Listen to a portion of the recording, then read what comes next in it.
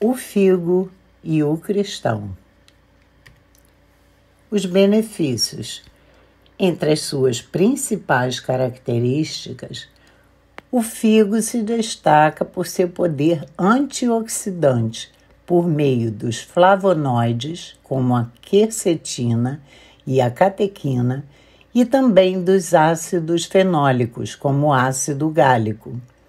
Mas não é só isso, o figo ainda é fonte de vitaminas A, B1, B2, K, E, além dos minerais cálcio, ferro, fósforo e potássio.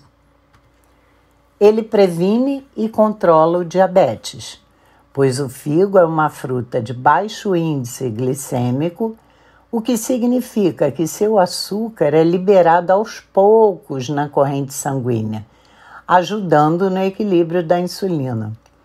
Além disso, a fruta é fonte de fibras solúveis, que reduzem o índice glicêmico de outros alimentos quando são ingeridos na mesma refeição. Isso sem contar que a presença de antioxidantes no alimento atua tanto na prevenção do desenvolvimento de diabetes, como também na dieta de quem tem a doença, por auxiliar no controle da glicose sanguínea. Ajuda também no emagrecimento, por ser uma fruta de poucas calorias, cerca de 70 calorias em 100 gramas, um baixo índice glicêmico e fonte de compostos bioativos, com atividades antioxidantes e anti-inflamatórias na polpa e na casca, e é uma ótima opção tanto para a sobremesa como nos lanches intermediários. Isso porque as fibras presentes no alimento garantem saciedade por mais tempo e evitam o desejo por alimentos muito calóricos. Também auxilia no risco de câncer, pois o alto nível de antioxidantes do tipo flavonoide, luteolina, tem ação anti-inflamatória, ou seja, ajuda a combater os radicais livres, sendo capaz de prevenir tumores. A presença de fibras solúveis também traz impactos positivos na microbiota, reduzindo o risco de câncer de intestino e auxiliando no tratamento de câncer da pele. Lembrando que quanto mais roxa for a fruta, maior a concentração desses antioxidantes. Ela ajuda também no coração. A inclusão do figo na dieta pode ajudar a prevenir doenças cardiovasculares por causa da presença de fibras solúveis. Elas reduzem a absorção de gorduras e ajudam a varrer o LDL, aquele colesterol ruim da corrente sanguínea. A fruta tem uma ação diurética, graças à alta concentração de potássio e à baixa concentração de sódio, que auxilia no controle dos níveis de pressão arterial. Também previne o envelhecimento, pois o figo é rico em nutrientes importantes, como as vitaminas C e as do complexo B, além de minerais essenciais para a manutenção da saúde da pele.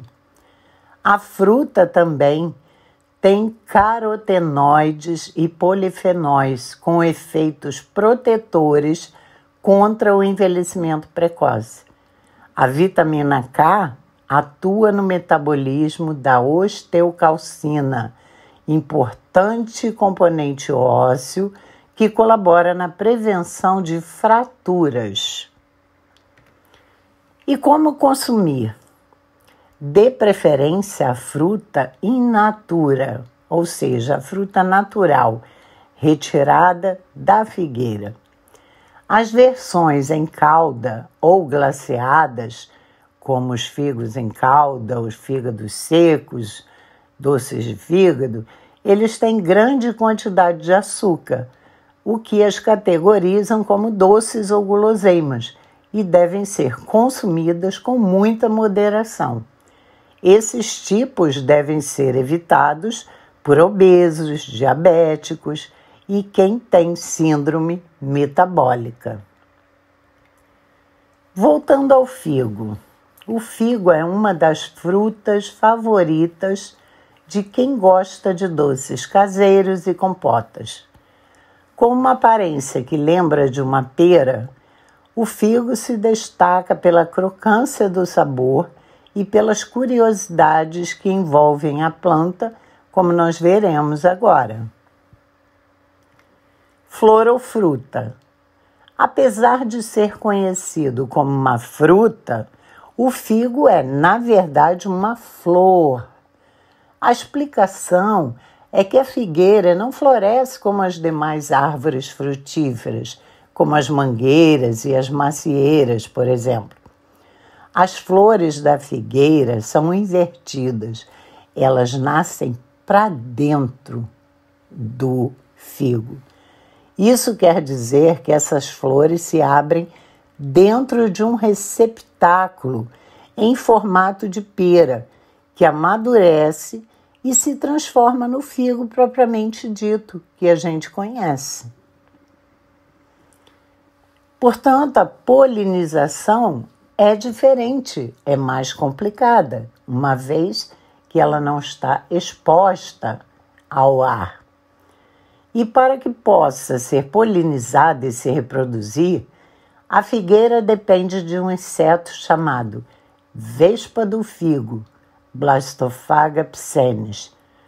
Para entender o processo, é preciso saber que existem 2 tipos de figo, o figo masculino e o feminino. E o masculino não é consumido pelos seres humanos, ele serve apenas para fornecer o pólen. Para procriar, a mosca do figo fêmea, a vespa fêmea, precisa entrar num figo masculino, já que esse possui um formato ideal para acomodar as vespas e os seus ovos. Assim que ela entra no figo, a vespa perde as asas e as antenas, pois o buraco para a entrada do inseto é muito pequeno e apertado. E uma vez lá dentro, ela coloca seus ovos e, por não ter mais asas nem antenas, acaba morrendo. Então os ovos se desenvolvem e as novas vespas começam a nascer. Primeiro nascem as vespas machos, que nascem sem asas, pois sua única função é acasalar com as vespas fêmeas ainda dentro da fruta e também cavar um túnel para que as fêmeas possam sair. As fêmeas, após o acasalamento, saem do figo pelos túneis que foram criados pelos machos, carregando o pólen das flores do figo macho, procurando por outro figo para seguir o ciclo e, consequentemente, polinizar as figueiras fêmeas. Isso não significa que o figo que comemos possui vespas mortas em seu interior. Porque aí nós pensaríamos, será que eu comi figo com vespa dentro? Não, pois a planta produz uma enzima chamada ficina, que decompõe o corpo da vespa e transforma em proteínas. Então fiquem tranquilos, vocês não comeram figo com vespas. Aí vocês podem ver quando a vespa fêmea entra por esse orifício do figo.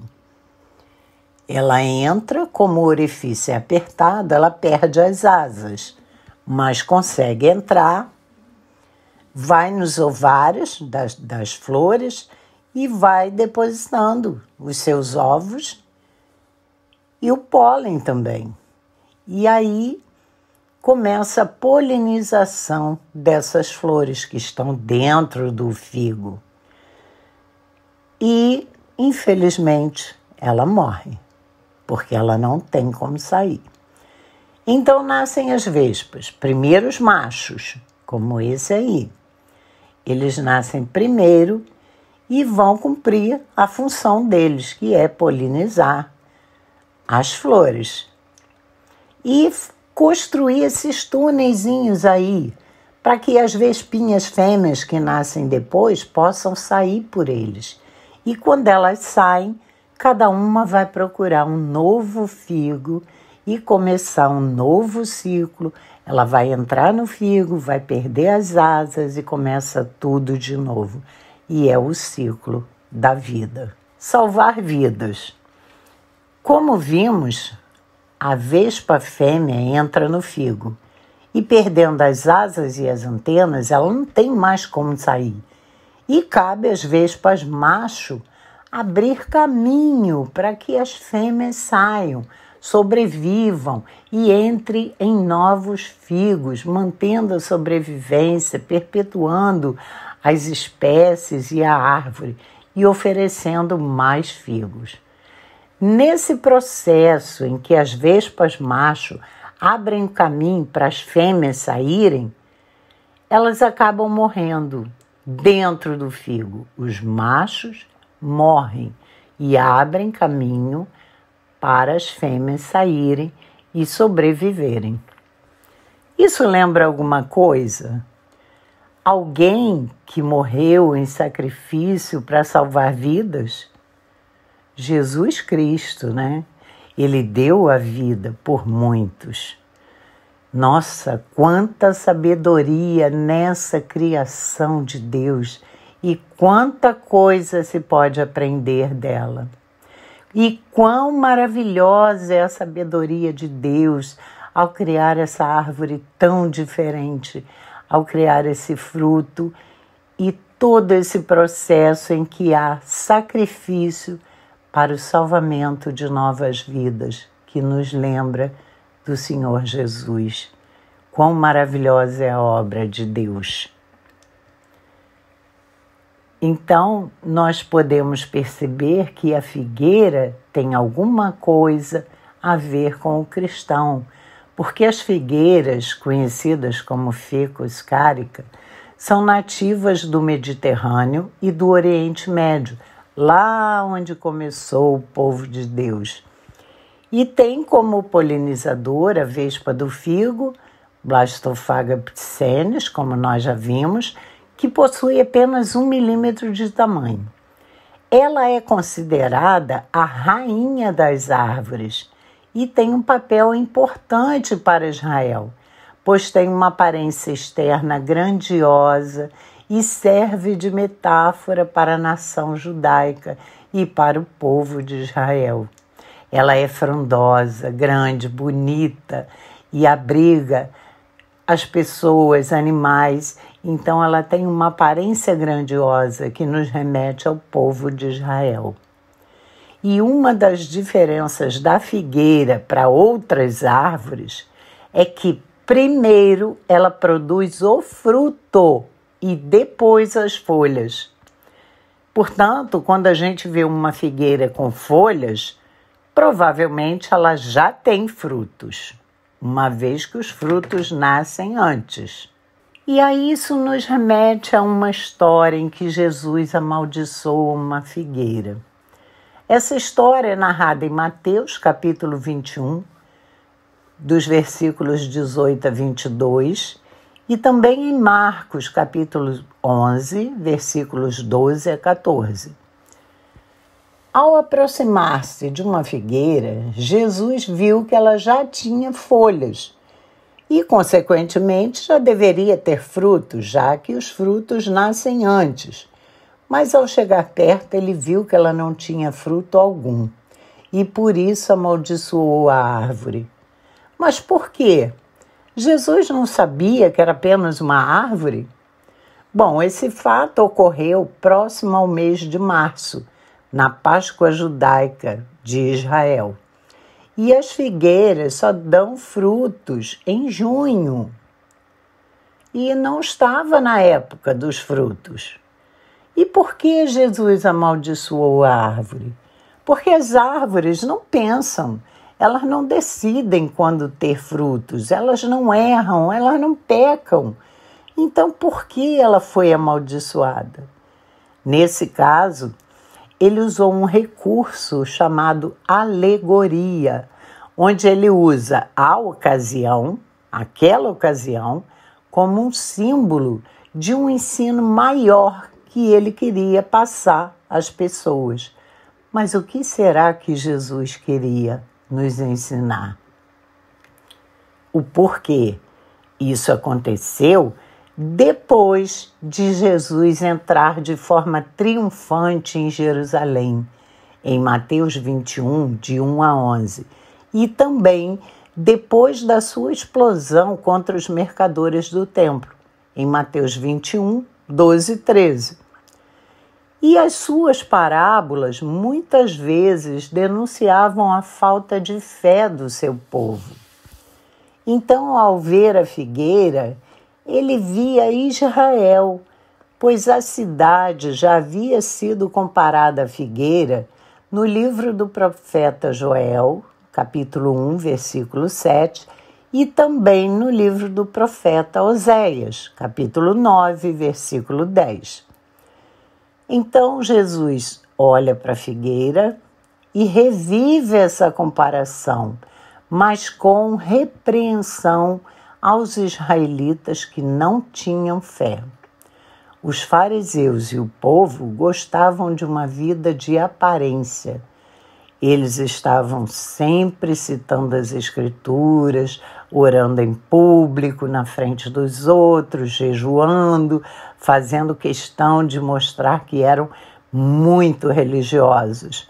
Mas a fé que eles professavam não era o que tinham no coração, era falsa. Eles eram circuncidados na carne, mas não circuncidados no coração. Então, ao olhar para a figueira, Jesus viu que ela tinha folhas.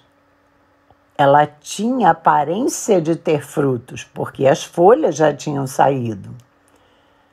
Assim como o povo e os fariseus. Na aparência, eles tinham fé. Eles eram muito religiosos e tinham muita fé. Mas, na verdade, eles não tinham frutos. Nem a figueira, que tinha folhas, já mostrava os frutos, e nem os fariseus também não tinham frutos. E onde estão os frutos? A nação de Israel sofreria muito pela aparência de santidade, uma santidade falsa, que era só aparente, e que buscava esconder corações hipócritas, como o próprio Senhor Jesus tantas vezes falou dos fariseus. Isso faria muitos deles secar. Eles secariam exatamente como a figueira. Porque nós fomos chamados a frutificar, a mostrar os frutos que são consequência do nascer de novo, consequência da conversão, consequência da transformação, do chamado de Deus. E essa lição de Jesus ainda é muito atual, pois hoje o coração humano ainda produz aparências para esconder uma vida infrutífera e distante da vontade de Deus. Aparentemente temos uma fé enorme, mas onde estão os frutos? Não existem frutos, é uma vida infrutífera. Ele, Deus, o Pai, o que Ele quer de nós? Ele quer ver frutos em nós, o resultado da verdadeira conversão. Então, eu deixo aqui uma pergunta para que você medite nela, ore ao Pai e responda ao seu coração. Você tem frutos?